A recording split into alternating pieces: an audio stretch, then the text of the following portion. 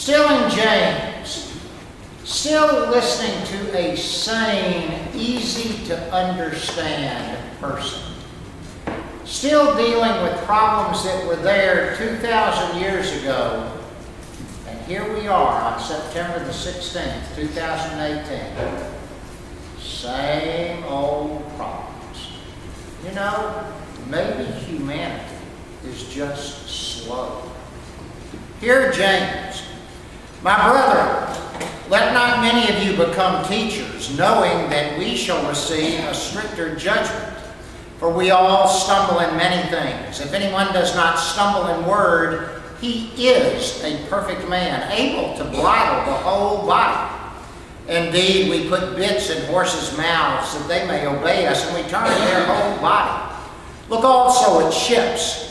Although they are so large and are driven by fierce winds, they are turned by a very small rudder wherever the pilot desires. Even so, the tongue is a little member and boasts great things. See how great a forest a little fire kindles. And the tongue is a fire, a world of iniquity. The tongue is so set among our members that it defiles the whole body and sets on fire the course of nature, and it is set on fire by hell. For every kind of beast and bird, of reptile and creature of the sea is tamed and has been tamed by mankind. But no man can tame the tongue. It is, and in my translation, the word is in italics, so we understand the truth of the sentence. It is an unruly evil, full of deadly poison. With it, we bless our God and Father, and with it, we curse each other, who have been made in the similitude of God. Out of the same mouth proceed blessing and cursing. My brethren, these things ought not be so. Does a spring send forth fresh water and bitter from the same opening? Can a fig tree, my brothers, bear olives, or a grapevine bear figs? Thus, no spring yields both salt water and fresh. The word of God for the people of God. Thanks be to God. How many of you all remember Chubby Checker? Yeah, let's do the twist. Glad that happened when I was young and I could twist. You know, that took the country by storm in the 60s. How many of you remember the Charleston? Now we're getting there. Okay, some of you do, and some of you should, but you're not raising your hands. Okay, that's good too. You know, it was a fad. It took the country by storm. How many remember the hula hoop? Now there we go. Or slinkies that walked down the steps all by themselves. I cannot remember how many Christmases I got a slinky. And it was one of my prized Christmas presents. Well, we have been, over the years in the history of our country, a people who get caught up in crazes. It happens every year, the tail end of August, when the football season starts. It happens every year, the tail end of October, when the basketball season starts. And people lose all logic because we've got to know, did Ole Miss or Alabama win? Did the Tigers or Navy win? Did my team win? And there are these crazes that envelop the whole country. And right now, in the year 2018, and it has been for a number of years now, there is a craze amongst most people in our country, and it's a physical fitness craze. We are consumed with the size of our waistline. Can I get behind the table? You know, that was a real concern when we changed the configuration up there. You know, we worry endlessly about our weight, and we want our bodies to be just right. That's the way it needs to be. We want to be the right size. And if your name isn't Mark Zuckerberg, Or you're 18 years old and can dunk a basketball and have this NBA future ahead of you. Probably the fastest way to earn a fortune in America today is to write a new hot shot diet book. Or maybe the next fastest way would be to open an aerobic dancing studio or a high-tech cross-fitness center. You know, we're consumed with physical fitness. But this morning, James talks, and I want to talk about another part of the body that needs to be physically fit, and that's the tongue. Now, we don't think about the tongue much, do we? It's a small thing. It's a humble piece of our anatomy, which doesn't get very much attention whatsoever. It's a small thing, and yet no one has figured out a way to make much money off of the tongue. I've never seen an ad, never have, for a beauty aid for the tongue. They're just not out there. There are no health aids for it. It's there. But we exercise it. Every time I say, "Good morning, Mary," I just exercise my tongue. Every time you speak to someone, we exercise our tongues. But so infrequently do we think about how we're using it.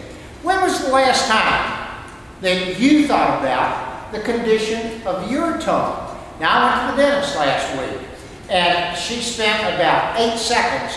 When you finish brushing your teeth, you want to rub your tongue with the toothbrush 8 times. And that's the last time anybody's told me anything about my tongue other than my wife telling me to shut it. And I don't know how long. You know, we just don't pay any attention. But I ask you, is yours physically fit and under control? Or is it loose? And is it flabby because of undisciplined use? People will work hard. Y'all remember Jessica Montague, some of you do, that I believe was a youth director or something here. That girl has worked so hard for the last year punishing, and I mean truly punishing, her body so that she can get to have the body that she wants, and she's just typical of so many people. And maybe, and that's a good thing, but maybe we ought to be more concerned with shaping up and disciplining our tongues, since the tongue needs physical fitness. But it's physical fitness not for the body. It's physical fitness for the soul. Now, it's a legitimate question for any of us to ask, what does my tongue have to do with my soul?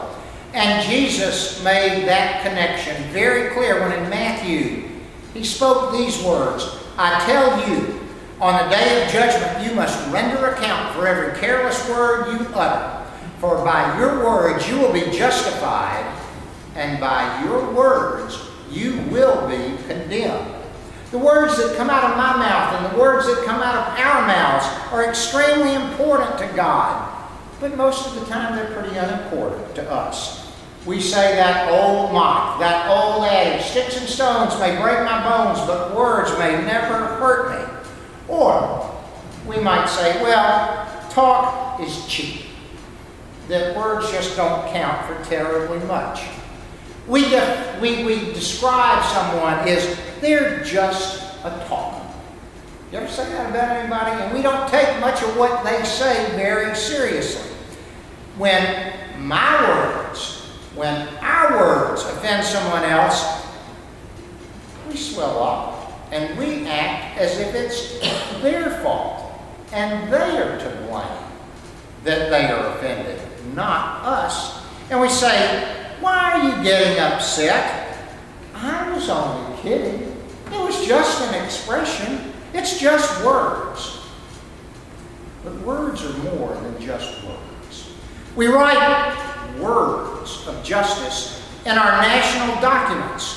They're preserved for public view. We can all go see them in national shrines around the country, but particularly in our capital in D.C.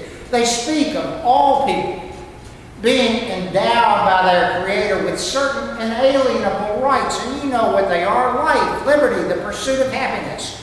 But as a nation today, where we find ourselves, we don't really expect to live by these documents, because they have become to us only words.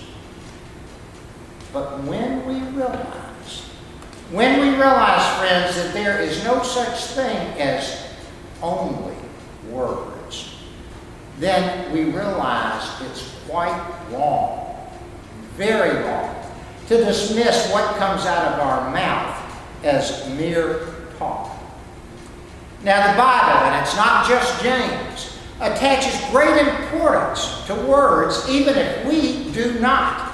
There's some disagreement among scholars, biblical scholars, but the consensus is that Scripture mentions the word tongue either 143 or 144 times. One of these times is in this morning's text that I read from the brother of Jesus, from James. Hear it again.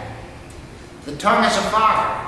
The tongue is an unrighteous world among our members, staining the whole body, setting on fire the cycle of nature, and set on fire by hell. How great a forest is set ablaze by a small fire. Do you hear that? Do you hear the gravity in those words?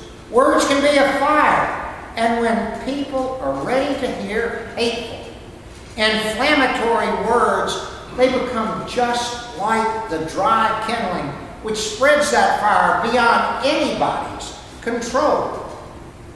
We don't have to look far to see the results. Turn on the television tonight at 5 o'clock. Look at the political arena in which we find ourselves today. Words of hate, words of disrespect, words of vitriol. And then we have fake news. Fake news. But people buy into it because if you see it on Facebook, it has to be true. If you see it on Fox or MSNBC, on the airwaves, it has to be true.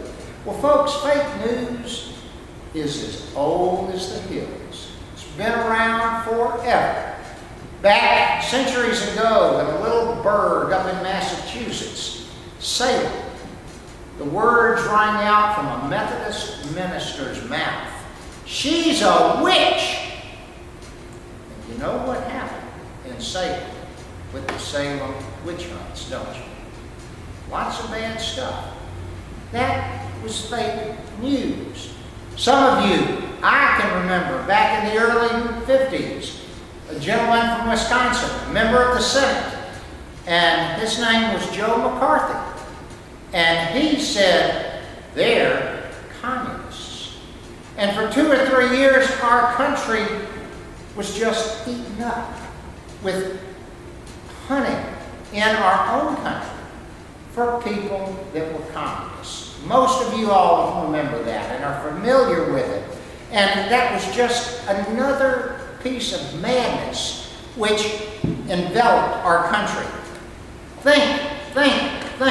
Once a word is spoken, it's beyond my control, your control, anyone's control to bring it back in. It has a power and a life of its own. And even if nobody knows whose tongue set the first spark, God holds us responsible for the damage that we can cause with words, just as that unknown person who carelessly flipped a cigarette or a match is ultimately responsible when a huge forest fire burns out of control.